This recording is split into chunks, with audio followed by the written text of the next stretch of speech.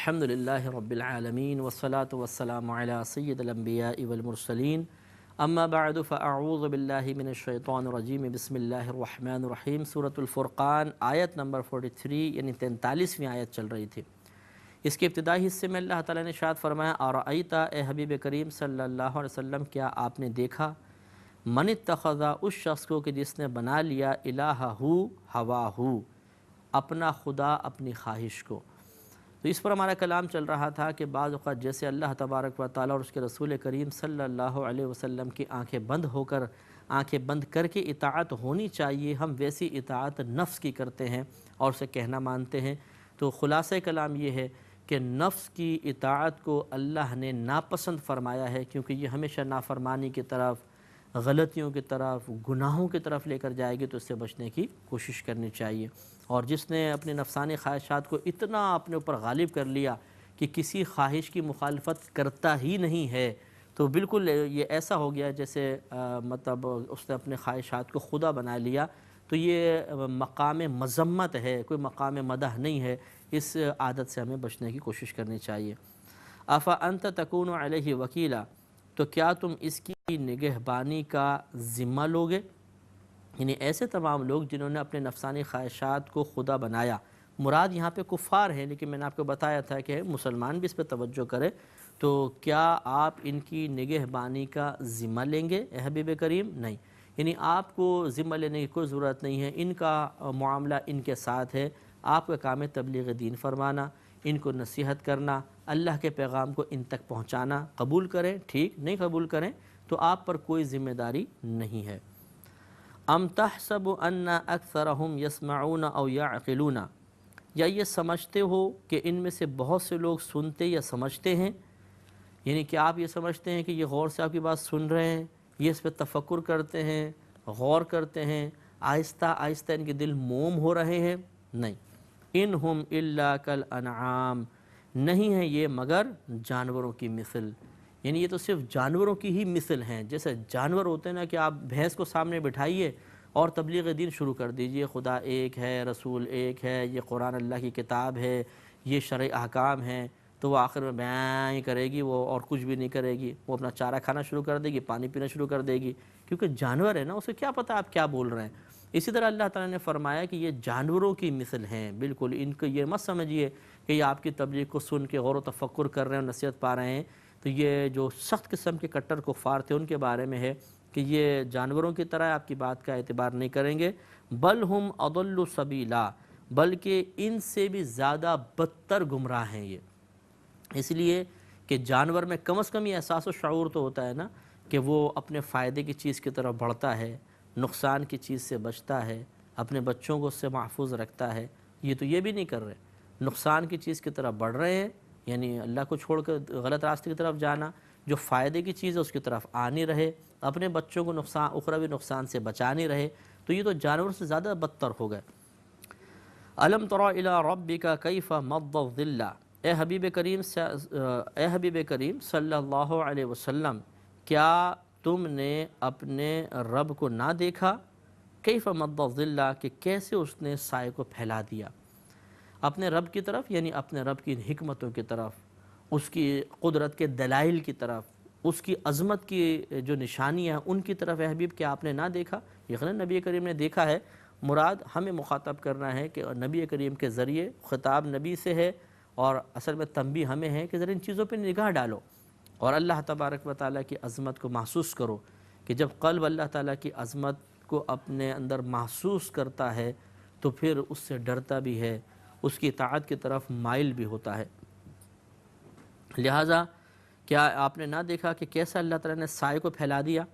تو جب صبح صادق ہوتی ہے، آپ فجر پڑھ کے باہر نکلتے ہیں، روشنی ہو جاتی ہے، چیزیں نظر آ رہی ہیں، پوری جہاں تک یہ مطلب یہ موسم ہے، کیونکہ علاقوں کے حساب سے بدلتا ہے، اس وقت کسی اور آپ یورپ کنٹری میں چلے جائیں تو کوئی اور موسم ہوگا، لیکن ہم یہاں کی بات کر رہے ہیں۔ مثلا آپ نے فجر کی نماز پڑھ لی، تھوڑی جماعت سے آپ باہر نکلے، اجالا ہو گیا، ہر طرف سایہ سایہ ہے، کہیں دھوپ کی کوئی کرن نہیں، سب نظر آ رہا ہے، سایہ ٹھنڈا سایہ ہے۔ تو یہ کس نے سایہ کیا؟ ایک ہی ذات نے، وہ اللہ تعالیٰ ہے۔ وَلَوْ شَاءَ لَجَعَلَهُ سَاكِنًا، اور اگر چاہتا اللہ تبارک و تعالیٰ تو اسے ٹھہرا ہوا کر دیتا، ساکن کر دیتا، یعنی سائے رہتا، کبھی دھوپ ہی نہ آتی، وہ اس پر قادر تھا۔ ثم جعلنا الشمس علیہ دلیلا، پھر ہم نے سورج کو اس پر دلیل کیا یعنی سایہ واقع سایہ ہے، کیونکہ جب سورج آیا تو آہستہ آہستہ یہ سایہ ختم ہونا شروع ہوا، تو معلوم یہ ہوا کہ پہلے سایہ تھا پھر سورج آیا۔ اگر سورج پیدا ہی نہ کرتا اللہ تعالیٰ اور سایہ رہتا تو اس سایہ کا آپ کو احساس نہ ہوتا، آپ یہ نہ کہتے کہ یہ سایہ ہے، بلکہ آپ اس کو ایک موسم میں تصور کرتے کہ ایک موسم ہے۔ سائے کا تصور اسی وقت پیدا ہوگا جب سائے کو مٹانے والی کوئی چیز آئے گی، تو ہمیں پتہ چلے گا ہاں سایہ تھا۔ اگر سب زندہ رہتے، کوئی مرتا ہی نہیں، تو موت کا احساس کیسے ہوتا؟ اور اگر پیدا نہ ہوتے تو زندگی کا احساس کیسے ہوتا؟ ایک دوسرے کی ضد سے چیزیں پہچانی جاتی ہیں۔ تو یہ بھی اللہ تعالیٰ کی بہت بڑی نشانی ہے۔ ثم قبضناہ الینا قبضا یسیرا، پھر ہم نے آہستہ آہستہ اسے اپنی طرف سمیٹا، یعنی سائے کو۔ جیسے جیسے سورج بلند ہوتا ہے سائے سمٹتے ہیں، پھر اس طرف آتا ہے تو اس طرف سمٹنا شروع ہو جاتے ہیں۔ تو یہ ایک عجیب نظام ہے، آپ دیکھیں سائے پر آپ غور کریں، وہ چلنا شروع ہوتا ہے کیسے، اور سورج کی سفر ہے اسے آپ ملاحظہ کریں کیسا کر رہا ہے۔ یہ سب اللہ تبارک و تعالیٰ کی قدرت کی عظیم نشانیاں ہیں۔ وَهُوَ الَّذِي جَعَلَ لَكُمُ اللَّيْلَ لِبَاسًا، اور وہی ذات ہے جس نے رات کو تمہارے لیے پردہ کیا یعنی تم اپنے گھروں میں ہوتے ہو، کسی کو ایک دوسرے کو نہیں دیکھ پاتے ہو، یا رات کے اندھیرے کی وجہ سے ہمیں نظر نہیں آتا، ایک پردہ سا چھا جاتا ہے، اندھیرا چھا جاتا ہے۔ وَالنَّوْمَ سُبَاتًا، اور نیند کو آرام بنایا، یعنی باعث آرام بنایا اسی ذات نے۔ وَجَعَلْنَا النَّهَارَ نُشُورًا، اور دن کو اٹھنے کے لیے بنایا کہ تم اٹھو کام کاج کرو، دن اس لیے مقرر کر دیا۔ تو ہر چیز آپ دیکھیے کہ ایک موسم اللہ نے پیدا کیا، اس موسم کی کچھ تقاضے پیدا کر دیے، ہم ان تقاضوں کو پورا کرتے ہیں اور اس طرح راحت و سکون پاتے ہیں۔ وَهُوَ الَّذِي أَرْسَلَ الرِّيَاحَ، اور وہی ذات ہے جس نے بھیجی ہوائیں، بشراً بین یدی رحمتہ، اپنی رحمت کے آگے خوشخبری سناتی ہوئیں۔ کیونکہ جب ٹھنڈی ہوائیں چلنا شروع ہوتی ہیں تو ہم کہتے ہیں کہ کہیں بارش ہونے والی ہے، کہ بڑی ہوا ایسے چل رہی ہے، یعنی بارش سے پہلے کی جو ہوائیں وہ مراد ہیں کہ جو اللہ کی رحمت کی خوشخبری سناتی ہوئی آتی ہیں کہ اب کچھ عرصے بعد بارش ہوگی۔ یہ کس نے چلائی؟ وہی ذات ہے کہ جس نے ان ہواؤں کو چلایا اور آنے والی بارش کے لیے ایک نشانی اور علامت قرار دے دیا۔ وَأَنزَلْنَا مِنَ السَّمَاءِ مَاءً طَهُورًا، اور ہم نے آسمان سے پاک کرنے والا پانی اتارا۔ طہورا معنی ہوتا ہے جس میں یہ فعولن کا جو وزن ہوتا ہے، اس میں کسی کام کے بار بار کرنے کا مطلب اظہار ہوتا ہے، تو طہورا سے مراد جو بار بار پاک کرنے والا ہے، ایسا پانی اتارا جو پاک کرنے والا ہے۔ تو اسی لیے یہ احناف کے نزدیک یہ آیت اس بات کی دلیل ہے کہ وضو اور غسل کرنے کے لیے نیت شرط نہیں ہے، بغیر آپ نیت کے بھی پانی اعضائے وضو پہ بہا دیں آپ کا وضو ہو جائے گا۔ اسی طرح اگر آپ حالت جنابت میں ہیں اور پانی کو بہا دیں تو پانی فی نفسی پاک کرنے والا وہ آپ کو پاک کر دے گا۔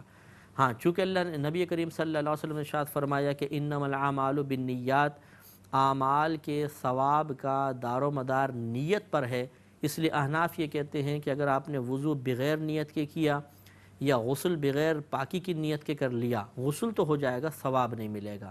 تو ہمارے نزدیک جب پانی استعمال کیا جائے گا تو اس سے فی نفسی ہی خود بخود پاکی حاصل ہو جائے گی، آپ نیت کریں یا نہ کریں۔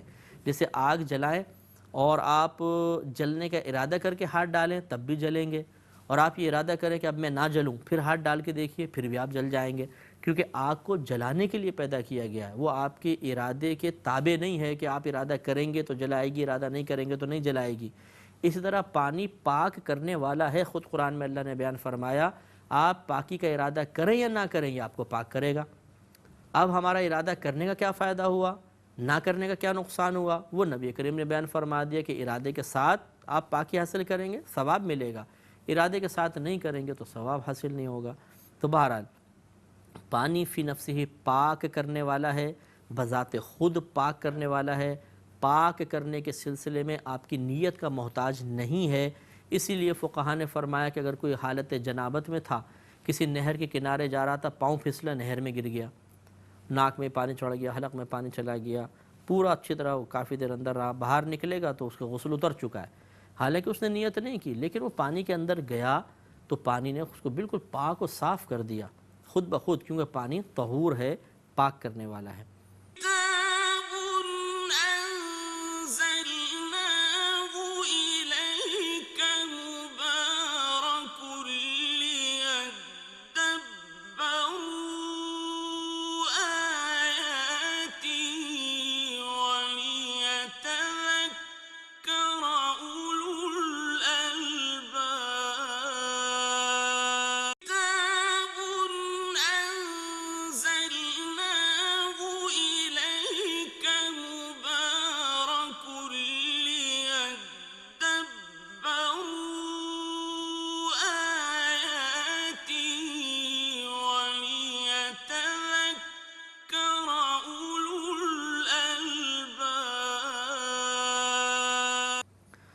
تو اللہ نے ارشاد فرمایا کہ وَأَنزَلْنَا، اور نازل کیا ہم نے مِنَ السَّمَاءِ آسمان سے مَاءً طَہُورًا پاک کرنے والا پانی، لِنُحْيِيَ بِهِ بَلْدَةً مَيْتًا وَنُسْقِيَهُ مِمَّا خَلَقْنَا أَنْعَامًا وَأَنَاسِيَّ كَثِيرًا۔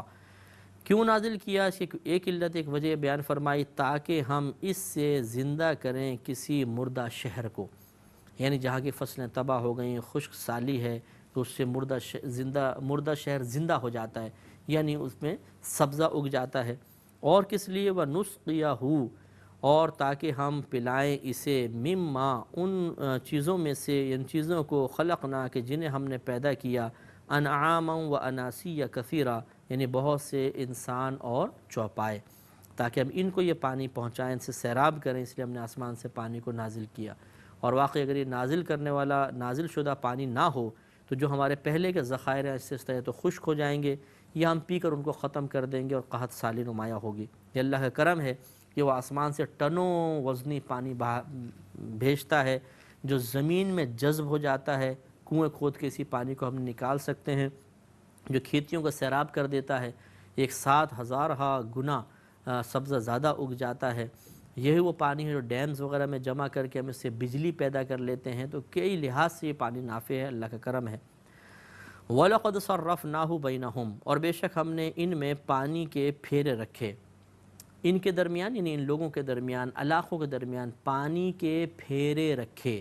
پانی کے پھیرے کا مطلب ہے کہ یہ پانی ایسا نہیں کہ ایک ہی جگہ برستا رہے اور جگہ پہنچے نہیں، بلکہ یہ چلتا ہے۔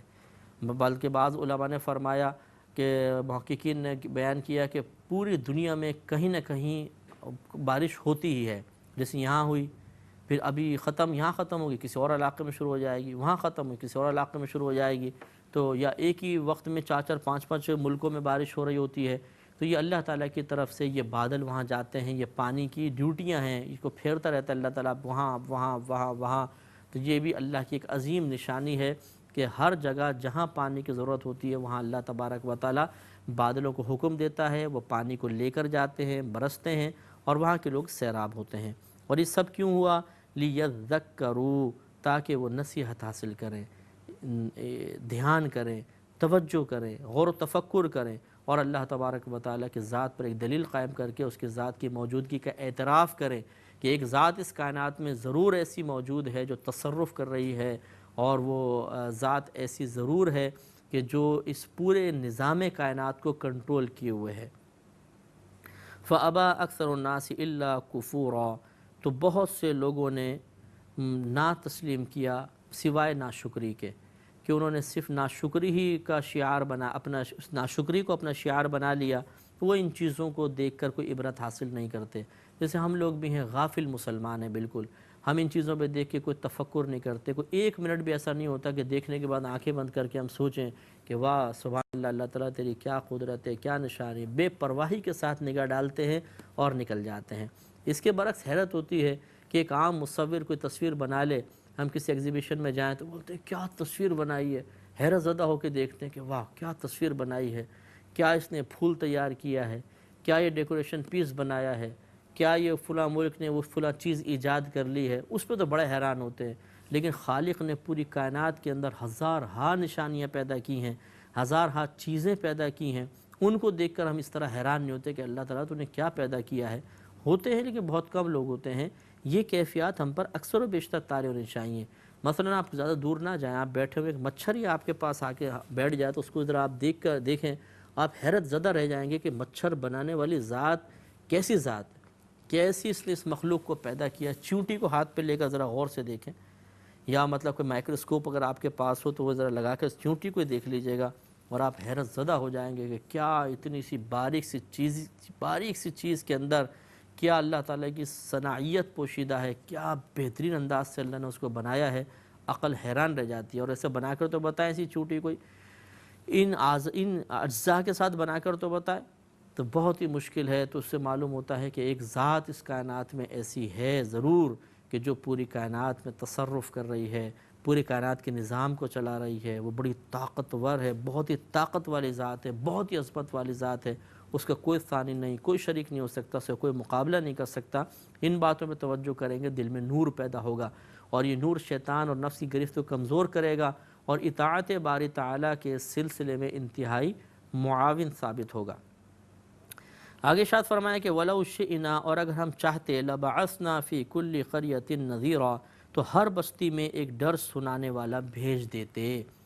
یہ سرکار مدینہ صلی اللہ علیہ وسلم سے خطاب ہے کہ حبیب کریم اگر ہم چاہتے تو آپ کے دور مبارکہ میں بھی ہر بستی میں ایک ڈر سنانے والا بھیج دیتے، لیکن ہمارا فیصلہ تو یہ ہے کہ آپ اکیلے ہی ان تمام کو ڈرائیں گے، آپ ہی کا فیض اب پوری کائنات میں جاری ہوگا اور قیامت تک جاری و ساری رہے گا۔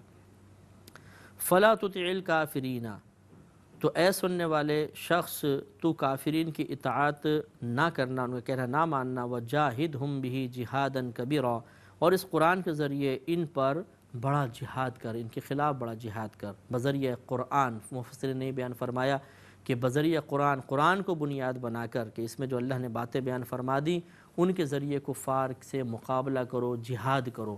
اس اعتبار سے اگر وہ کہیں کہ نہیں ہم صحیح حق پر ہیں تو اس میں دلائل جمع کر دیے گئے ہیں اللہ تعالیٰ کی ذات و صفات کے اوپر، انہیں پیش کرو اور کہو کہ اچھا اگر تم بالفرض تم نے جن کو بنایا ہے وہ خدا ہیں اصل میں، تو بتاؤ کہ پھر تمہیں کس نے بنایا ہے، کیا انہوں نے پیدا کیا؟ اگر تم کہو گے کہ نہیں تو بتاؤ تمہارا خالق کون ہوا؟ تو ہمارا خالق تو اللہ تعالیٰ ہے، ہم کہتے ہیں ہمارا رب ہمارا خالق ہے، تو اس کا مطلب یہ ہوا کہ جن کو تم خود بنا رہے ہو ان کو خدا کہہ رہے ہو، تو تمہیں کس نے بنایا؟ تو اس سے معلوم ہوتا ہے کہ کوئی اور ذات ہے جس سے تمہیں پیدا کیا ہے، اور پیدا کیے بغیر کوئی بنتا نہیں۔ اگر تم نہ بناؤ تو یہ بت نہ بنے، تم بنا رہے ہو تو یہ بن رہے ہیں، تو اس کا مطلب تمہیں بھی تو کسی نے بنایا ہے۔ تو اس طریقے سے قرآن کے ذریعے اگر کفار سے مقابلہ کیا جائے تو یہ قرآن ہی کفار کو عاجز و خاموش کرنے کے لیے کافی ہے، لیکن مقابلہ کرنے والا ہونا چاہیے، اس کا تکلم، اس کی حاضر دماغی ایسی ہونی چاہیے کہ وہ اس قرآن کی فوقیت کو ثابت کر سکے، ہر ایک نہیں کر سکتا۔ تو انشاءاللہ بقیہ جو آیات ہیں ان کی تفسیر اگلے پروگرام میں کریں گے۔ وآخر دعوانا ان الحمد للہ رب العالمین۔